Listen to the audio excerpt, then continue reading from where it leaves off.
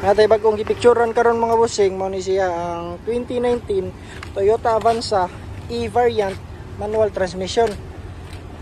Kita ninyo sinaw kayang unit. Ang presyo niya is 588,000. Pwede ni siya cash, pwede ni siya financing. Nakita nimo, naka leather seat na siya.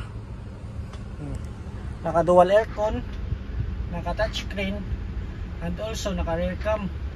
So ang iyahang sun visor sa dis naka plastic pa.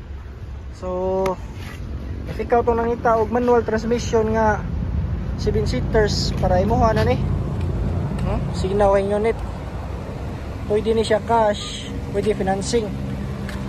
Ang likid na niya pagka sa gayo, naka-alloy mags na siya, stock yang mags. So on ni siya, naka-fog lamp, yang headlight, sinaw na kayong unit. So if interesado ka ni mga bossing, i-PM na ko ninyo, mauna ning unit para imo ni. Ang details sa niya i-post na ako karon. Yung camera na E-variant Avanza. So, unsapin yung kidugayan, PM na.